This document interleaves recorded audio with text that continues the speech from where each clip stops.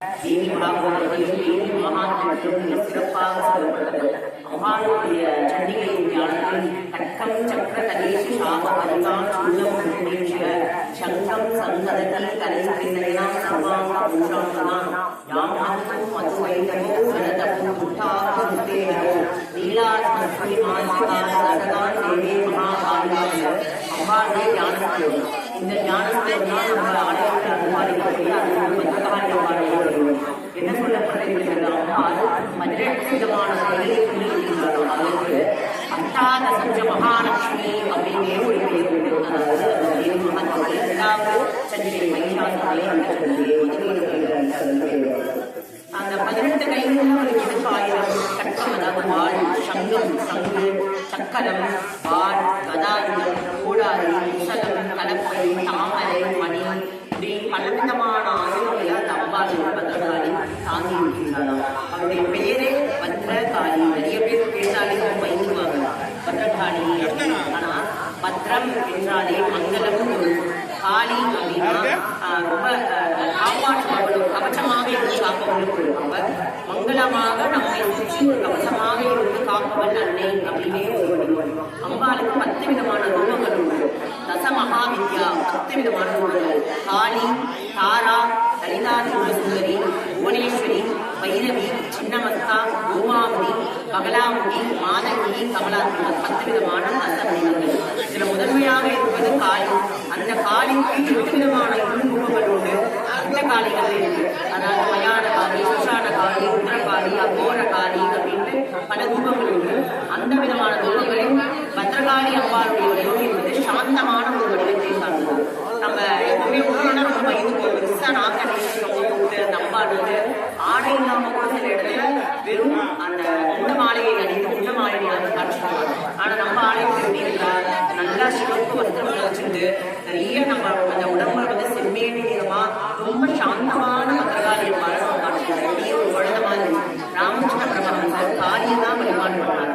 பாரதியாக உலகெங்கும் சக்தியதான் காளியை தான் வழிபாடு பண்ணார். அப்படி காவல் தெய்வமாக இருந்து நம்மை காக்கும் தெய்வமாக இருந்து சோழபிரபம் சோமகலாவிதம்சம் பாணிஸ்வரம் சாபம் கோலம் திரயசம் குலதெய்வதம் நகனம் சொல்ற மாதிரி அம்பாளுக்கு பெரிய குலதெய்வதாகவும் இருக்கக்கூடியது அந்த அம்பாள் தெய்வம். அப்படிப்பட்ட வடிவத்தை தான் நம்ம ஆலயத்தில் நம்ம கஷ்டப்பட்டு இதே ஆலயத்தில் தான் நம்ம நம்ம நல்லபடியா மிளகாவும் பிரத்யேகராகவும் இந்த காளிக்குரிய பல ரூபங்களே பிரத்யேகராகவும் சிம்மம் சிம்மி சிங்கம் கீம் அப்படின்னு அந்த அம்பாளுடைய ஸ்மசான வாசினி அப்படின்னு சொல்லிட்டு வர பேர்ல அந்த பிரத்யேகராவுடைய மானாமந்திரம் எல்லாரும் ரொம்ப சக்தி வாய்ந்த மந்திரம் கேட்டுருக்கீங்க. நம்ம மூல மந்திரத்தை சொல்லிதான் நம்ம மிளகாயா நம்ம ஒரு ஆகுதியா பெண்கள் எல்லாமே நமக்கு கொண்டு இருந்தோம். நமக்கு வாசனை சதசஹஸ்ரகோடி சிம்மாசனே சாஸ்திரவதனே மகாவதனே மகாவைரவி வரவந்தோச்சாரிணி சர்வபூதானி வந்த சர்வவிக்னானி சிந்தி சிந்தி சர்வத்யாசீனோலத்திலிருந்த சர்வதுர்கான் பக்ஷ ஜுவாலாதிப்பே கராளவக்ஷே கராடதம்சே காலராத்திரி மகாமிருத்திகிரே சம்ஹ்ரே ஓமஸ்வாஹான் மாலாமந்திரம். அந்த மாலாமந்திரத்தை சொல்லி அந்த அம்பாளுக்கான பிரியமான அந்த மிளகாயை யாருமே பிடிக்காது. அதே மாதிரி பிடிக்காத விஷயங்களை கூட நம்ம வாழ்நாள் இருந்தால் அந்த அம்பாள் பாதமாக சமர்ப்பிக்கணும்னா அது அம்பாளை ஏற்றுக்கொள்வாள். கொடுத்த அம்பாளை வந்து அவள் ஏற்றுக்கிட்டு நமக்கு நல்லது கொடுப்பாள். அதுவும் இந்த நாள் பார்த்தீங்கன்னா மகாவிஷ்ணுமதி புண்ணிய காலம் அப்படின்னு சொல்லப்படுறாங்க. எனவே ஒவ்வொரு தெய்வத்திற்கும் ஒரு புண்ணிய காலம் வரும். 3 படைத்தல் பார்த்தல் கடல்கள் பிரம்மா விஷ்ணு இருக்கிறாங்க. அப்படி பார்க்கும்போது ஒவ்வொரு தெய்வத்திற்கும் தமிழ் மாசத்தோட முதல் நாள் சிறப்பாக அமையும். அப்படி பார்க்கும்போது இந்த மாசி 1 வந்து இருக்கிறது. மாசி 1ஆம் தேதி விஷ்ணுமதி புண்ணிய காலம் சொல்லப்பட்டது. அதாவது இன்னைக்கு காலையில 5 மணியிலிருந்து காலையில 10:30 மணி வரையிலும் மகாவிஷ்ணுமதி புண்ணிய காலம் அமிர்த காலம் பேரு. இந்த காலத்துல சங்கு சக்கரத்தோடு இருக்கக்கூடிய சொல்லக்கூடிய பெருமாளை நாம பிரதட்சணமா அதாவது வளம் வரும்போது 27 நட்சத்திரங்கள் உண்டு. நாங்க எல்லாருமே நீங்க கோத்திரம் குலம் சொல்லி அர்ச்சனை பண்ணும்போது ஒவ்வொருத்தருக்கும் ஒரு ராசி ஒரு நட்சத்திரம் உண்டு. அஸ்வினி நட்சத்திரம், பரணி நட்சத்திரம், கிருத்திகை நட்சத்திரம், ஆயுள் நட்சத்திரம், உத்திரா நட்சத்திரம் அப்படின்னு ஒவ்வொரு நட்சத்திரம் உண்டு. அப்ப 27 நட்சத்திரம் நமக்கு மொத்தம் இருக்கு. அந்த 27 நட்சத்திரத்துக்கும் அதிபதியாக பெருமாள் இருக்கிறார் அப்படின்னு சொல்லிட்டு அந்த பெருமாளை நாம பிரதட்சணமாக வரும்போது நமக்கு பல கோடி புண்ணியங்கள் கிடைக்கும். வெள்ளிக்கிழமை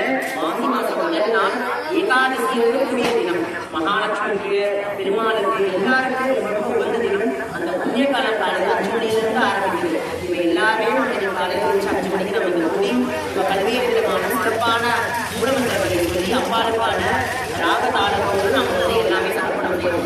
எதுக்கு ஒரு ஹோமம் செய்கிறோம், ஒரு உருண்டப்பட்டி, எதுக்கு நம்ம உபாச்சாரங்கள் செய்கிறோம்? ஏன்னா அதுக்கான பலன் மிக அதிகமாக உள்ளது. உலகங்கிற பணம் ஒவ்வொரு தெய்வத்துக்கும் ஒரு மூலமந்திரம், மாலாமந்திரம், கவச்ச மந்திரம் எல்லாமே உண்டு.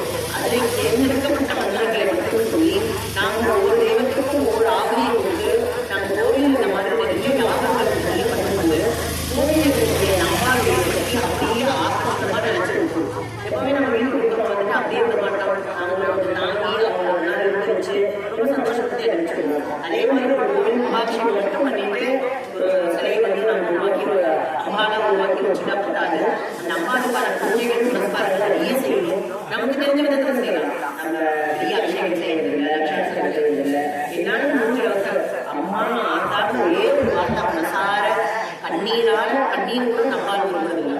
மனசார கண்ணீர் விட்டு நம்பால் விட்டாலும் போது உனக்கு நான் இருப்பேன் நம்பால் சொல்லாம சொல்லுவான். அவ்வளோ சாந்தமான ஒரு அமைதியா யாரும் இல்லாதப்ப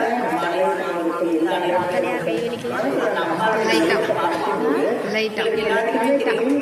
இவ்வளவு ஆயுதத்தை வச்சு நம்பால் பார்க்கிறீங்க. ஏதோ ஒரு கஷ்டமான நம்பாளுக்காக வருவாரு, ஒரு நம்பிக்கைக்காக வருவார்.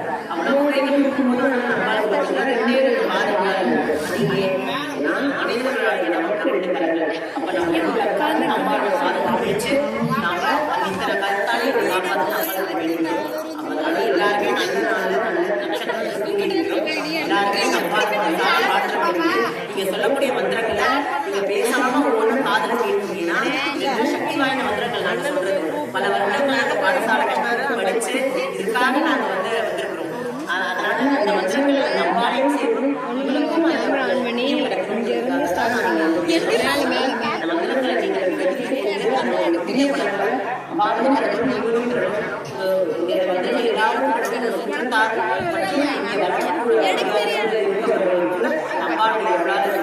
இதே மாதிரி ஆலயத்திலே